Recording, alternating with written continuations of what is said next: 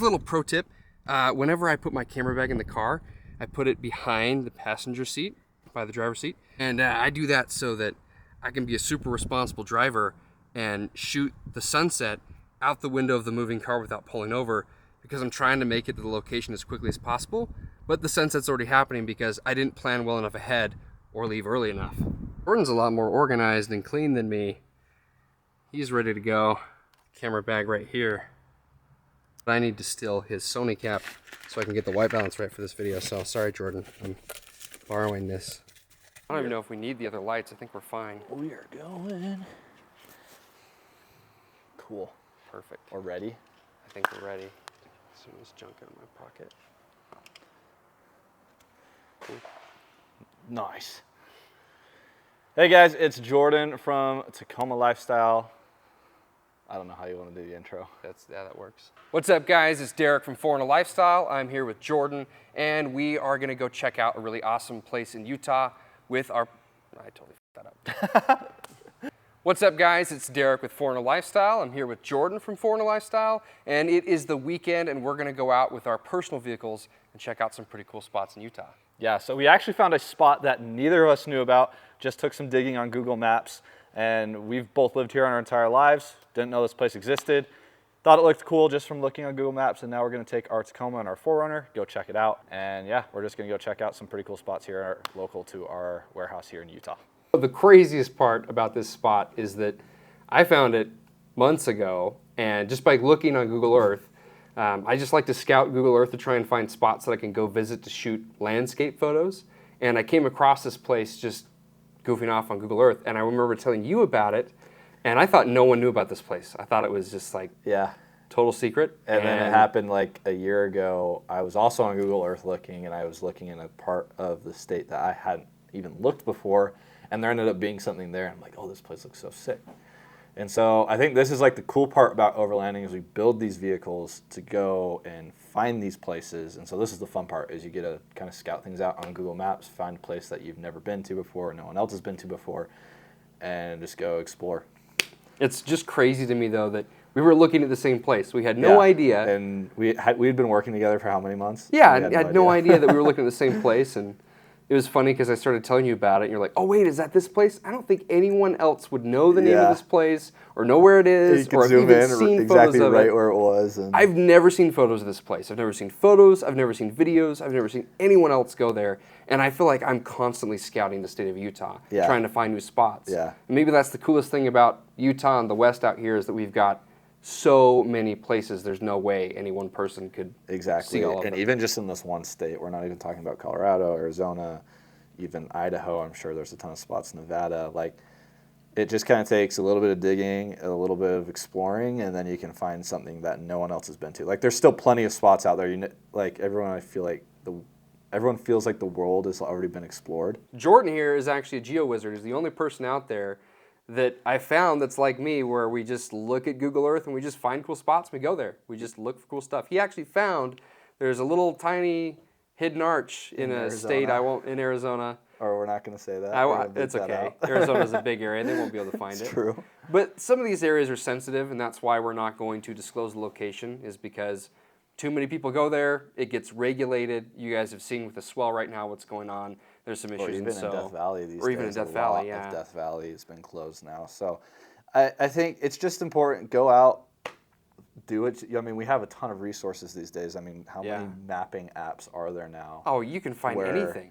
Yeah, literally. You can find anything on Google Earth. Found an arch in the middle of Arizona just through using Google Earth. So yeah, I showed him a photo of an arch that's maybe 10 feet tall, if that. Found it. And there's no information on it. There's no pin. There's no website. There's nothing. I mean, I don't even know if it has an official name yet. Yeah, I don't think it does. If it does, it's just a name. 5 different names. Yeah, people just call it whatever they want. It's not marked by anyone, and it took him 10 minutes. Lunchtime, yeah. Yeah, lunch break. At my last job, we used to play GeoGuessr, which is an online game. You should check it out. It's really fun. My coworkers wouldn't play with me anymore after about 2 rounds. So because you're too good. I'm pretty good at finding these, but yeah, it really is just about just in your downtime find these places. Like, they're out there. You can with just a little bit of digging, you can figure it out. Yeah, so we're not going to disclose the locations in this video, and that's why, for obvious reasons, we want to keep these places natural. And it's more exciting. It's just more fun. Yeah. When you find a place that you didn't know existed. It's like, I don't know what's out there. Yeah, I mean, you haven't seen a million photos on Instagram of Yeah. this place, and you go to get to see it, and you're actually seeing wilderness for the first time. Yeah. It's not maintained by the BLM. You don't know There's what not to a state expect. park. Yeah, there's not like a fence line. It's just so much better to visit a natural place, and so we're gonna keep these locations secret, But go find them. You should be able to find them If you pretty recognize from the video where it is, go out there and check it out. Go check it out. And in 'cause all it's really honesty, these places would not be hard. No. If you put the work in, they would not be hard. This was not a hard place to find compared to that arch. Yeah, especially compared to something like that. So yeah, these places are out there. Just go find them. Well, Jordan, it looks like you're ready and packed up, ready to hit the road. Yep, got everything that I think we'll need. We'll put the rest in your 4Runner. But I think all we got to do is get gas. So we'll stop at Maverick, get some gas, and then we'll hit the road. Cloudy weather here. It's supposed to be clear tonight. We're supposed to be able to shoot the Milky Way, but I guess we'll see. Looks like it's supposed to be clear down there, but it's cloudy right now on weather, so I'm not sure exactly what kind of weather conditions we're going to have. What do you think about this weather? It's going to be a crazy drive down there, but got Mountain Dew Voltage, road trip drink of choice. I think we'll be fine.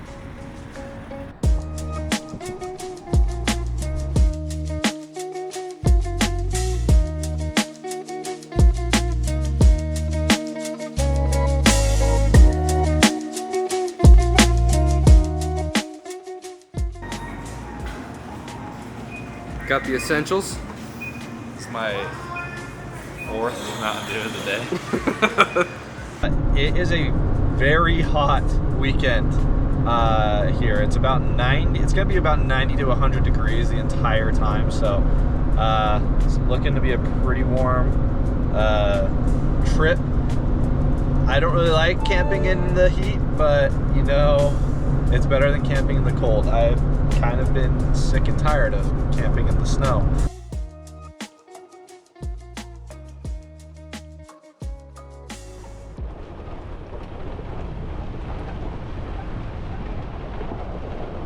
Just pulled up to the campsite. This huge rock right next to our campsite. You probably can't tell, but the color of this rock is actually what makes it really interesting. It's kind of a white tan color. A little bit more white than you get in Joshua Tree, maybe closer to Yosemite. Got a good spot right here. There's Jordan.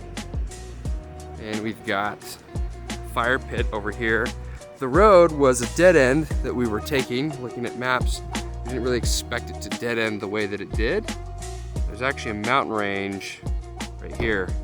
It's really cool. We came here to shoot, but you can't see it yet. And because we got here so late, we don't know what it looks like either. This looks kind of like that famous spot in Australia. I was literally just thinking. Were you thinking that? What is it called? I can't remember. I know exactly what you're talking about. Just like with the big hill. yeah, Big red hill and the rock. Hill in the middle of the desert.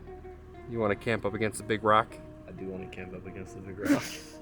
Got Jordan here leveling himself on some rocks. So he's got level ground for his rooftop tent. Let's see if this works. Now, because we rolled in true landscape photographer fashion well after sunset when it was already pitch black, we had really no idea what this place looked like until the next morning when we really got to see it for the first time.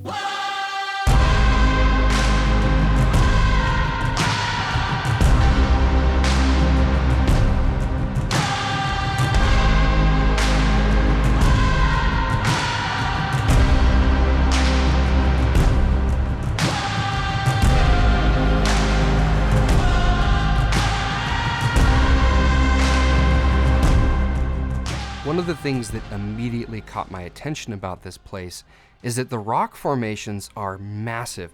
It's actually hard to show the size and scale of these things from the drone footage because they're so much bigger than I was expecting. Now, unfortunately, the weather was pretty much bluebird skies the entire time we were there, so I didn't really spend a lot of time shooting landscape photos specifically. Instead, I focused more on getting some of these B-roll drone shots for you guys so you could see just how interesting and cool and unique this area was. Now, I've lived in Utah my entire life, and my hometown growing up is really only located a few hours away from this location, but I still had absolutely no idea any of this existed. All right, well, it's daytime now and it's June, so it's getting really hot here in Utah, so we are packing up camp to get out of here. What's really bizarre about this place is there's a lot of that white granite that actually looks like it's something out of Yosemite. So there's this mountain here that's just filled with these crazy white rock formations. It literally looks like the backside of the Sierras or the backside of Yosemite, but it's not California, it's here in Utah. Even more bizarre is the fact that this location is not far from an area I've driven past maybe hundreds of times and just had absolutely no idea there were any interesting rock formations out there and had never thought to go and investigate. It just doesn't seem like the type of place where you would find anything interesting like this. Now, because of this white rock, actually, me and Jordan have started referring to this place as Little Yosemite. Although I'd probably relate this place a little bit more to the Alabama hills in California, just because of the layout and the rock formations, Little Yosemite just stuck. Now, for sunrise, I burned through all 6 of my drone batteries just flying around, taking in everything there is to see. And while doing that, we noticed a bunch of really interesting dirt roads that wind through all these rock formations. So now, naturally, we're curious to see where they go. So we've packed up our camp. We're gonna go explore some of those roads, see where they go, and then slowly make our way to the second secret location we're gonna spend tonight. So we're all packed up. We're gonna start exploring some of this area. See some of these roads out here. Yeah, there's a road out that way I think we talked about that looked kind of interesting, so should kind of wind up into these hills. It looks really cool back here. We don't know what's really behind this, and this goes pretty far back, so we're just gonna spend a couple hours here, check it out, and then head south. And I think we even found some spots just on the way to our next spot that look kind of interesting to check out, so pretty awesome. Here's the texture of this weird rock. Very familiar to some of you. Looks just like Joshua Tree. Hit it at that time of the year where there's still actually a couple wildflowers here. Right in here. Not enough to really shoot necessarily, get a photo of. But I guess if you really wanted to, and you hit it a little bit earlier, you might be able to get some wildflowers in the foreground with these rocks. So D-Rock, how What's was camping last night? Oh, it was so good. Just kidding, I didn't really sleep that much. I stayed up till 3 taking pictures, so.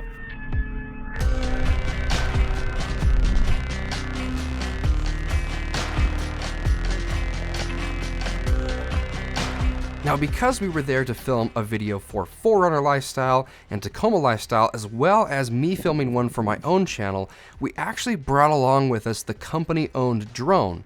Found a pretty tight road. It's a little gnarly up there with some trees getting a little close to the cars. So we're gonna flip around and try another one. Still have these crazy Yosemite, Alabama Hills rocks here on either side of the cars. Jordan here has got the drone up. Getting some pretty cool drone shots. It's actually crazy. This was a Mavic Mini 4 Pro, and I wish I could show you guys the drone footage from the company drone, but unfortunately for us, we had a little mishap. So me being the genius that I am, thought it would be a really good idea to take the drone off at one point and then let it follow us driving the cars to another point without adjusting the home point. So I had a big mistake and I lost the drone. Yeah. So we are up this kind of narrow, tight, rough road because, yeah, I had to emergency land the drone somewhere, and now we're using the Starlink to connect and figure out its last known GPS coordinates. See if we can go find it. Now, at one point during this drive, the drone did give me a low battery warning and a return to home request. It's essentially where the drone tries to fly back to the area where it took off from. But because we'd driven so far away from that spot, I rejected this return to home request so that I could land the drone at the new location we had driven to. So the drone battery already at something like 17%, way lower than it should have been. We should have definitely landed by this point. I decided to get one more really awesome shot where the drone went behind a set of these granite rock formations so that it could see the vehicles emerging from the other side. Unfortunately, the second I did this, I lost signal with the drone from the remote controller, and at that point the drone decided to try and return to home and land where we had originally taken off from. Now, because I had bypassed the original return to home request from the drone didn't actually have enough battery life to fly all the way back to the original place we had taken off from. Now, after maybe 5 minutes of having no connection to the drone whatsoever, I finally got a little bit of signal and connected to the drone again, just in time for it to show me that it was emergency landing because it had run out of battery before making it back to the return to home point. This route took it over a bunch of random forested areas, and this is where the drone ended up trying to emergency land itself. So the last thing I got to see was a very short glimpse of a few of the tree branches before the drone emergency landed and went out of signal completely. Now, unfortunately for Jordan, he got to witness me maybe the most upset I've ever been in my entire life when I realized the drone was gone. Now, lucky for us, the remote controller did drop GPS coordinates to the rough location where the drone had emergency landed. The bad news was this location was up the side of a mountain and didn't look like an easy area to get to. Now, according to the remote controller, this was going to be about a 3-mile hike to the location where the drone had crash landed. We took a dirt road that got us as close as we could possibly get to that location, but from there, it was just going to be bushwhacking to try and make it to those coordinates. No luck. Looks like it's off to our right.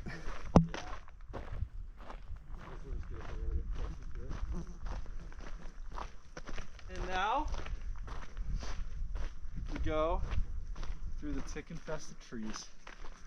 Oh, this should be fun.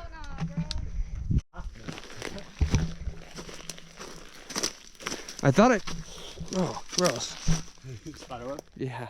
Lovely.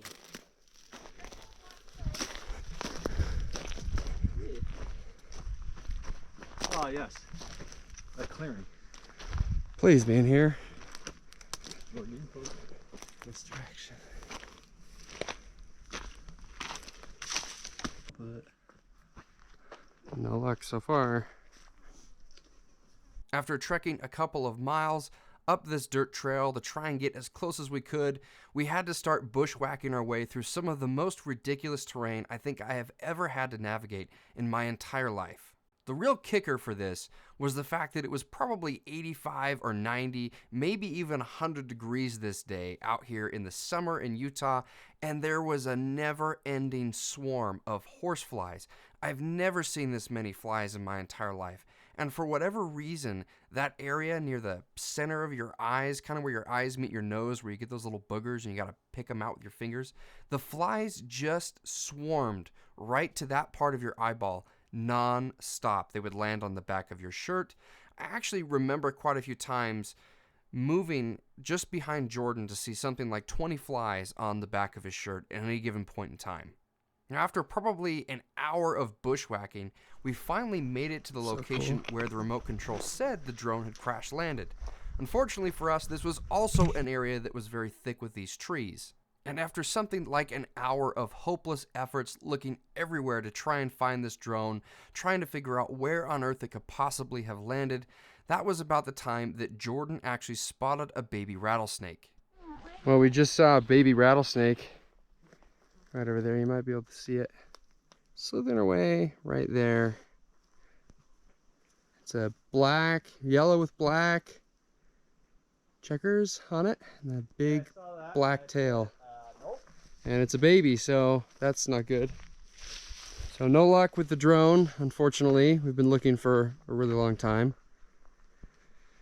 And we've covered a pretty big area, and we can't seem to get it to beep or ping or anything, so I think at this point we're just gonna have to give up. Now, the terrain here was thick enough that it wasn't really easy for us to see exactly where we were stepping every time or really be careful enough to watch out for these snakes, so it just wasn't an ideal situation to be in. So after several hours of this living hell trying to find this drone, we finally decided to throw in the towel and start making our way back down to the vehicle, figuring that there was just no way we were ever going to recover the drone from this wild, thick terrain. So all of the footage you guys see in this video was filmed from my drone, but if you guys do happen to go out there and you know where this is, and you want to go try and find this drone for me, I will do anything to figure out where this drone could possibly have landed. I don't think there's any way any human being will ever find that thing. Just because that terrain was so ridiculous and so hard to navigate, I genuinely don't think anyone's going to find that drone, at least for the next 1,000 years.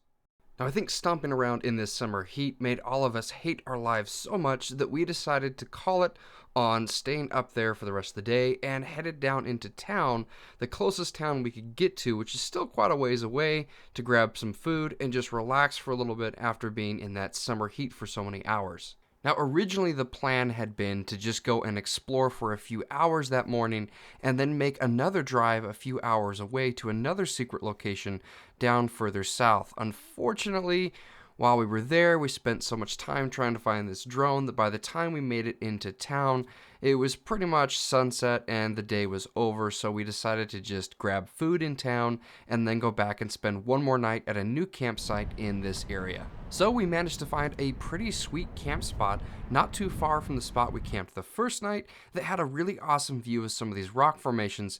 That's where we spent our second night, knowing that in the morning we'd have to get up, get sunrise, and then make the drive back home so that we could be back to work on Monday morning.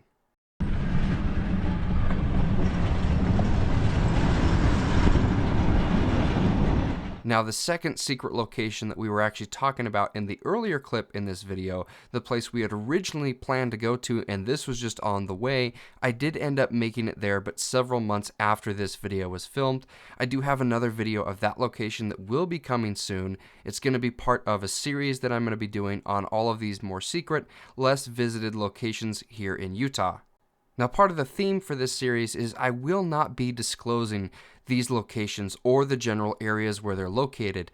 The idea is that I want people to see these and realize there are so many locations in their home state they probably don't know about, and all they need to do is get out and explore a little bit and find some of these places for themselves. Now, as for that second secret location that's located south, I'm going to go ahead and just call that White Castle for now. That's not the actual name of this location, and again, I'm not going to be disclosing the name of that location, but I'll pop a couple clips here so you guys can see a little bit of that video that's coming. In the next video, we're going to go ahead and go and explore White Castle, Utah. Again, that's just the name I'm giving it, and show you guys a little bit of this unexplored area that I didn't know existed either until just a few months ago when I started scouring the area on Google Earth.